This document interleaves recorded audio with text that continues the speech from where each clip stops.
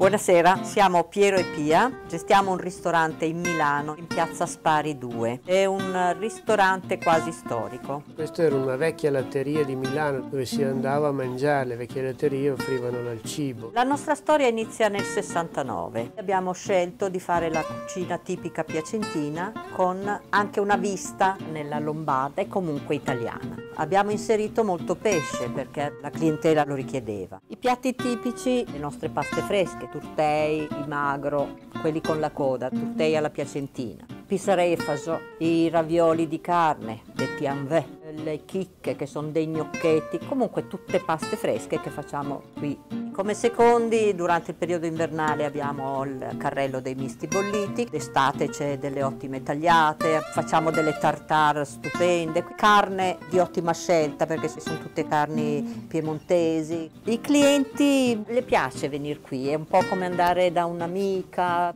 abbiamo una clientela affezionata. Per quanto riguarda la cantina, la gestisce Micaela, nostra figlia. Andiamo un po' in tutta Italia, abbiamo più di 400 vini in carta, sono tutti vini selezionati uno a uno, io lo trovo una cantina perfetta, climatizzata anche. I dolci sono tutti dolci che facciamo noi, seguendo le stagioni, questa sabbiosa che è un dolce molto buono, poi c'è la sfogliata di mele col gelato, tante altre dolci che vengono fatti giornalmente. Un saluto a tutti gli amici di Love Resto, da Pia E Piero.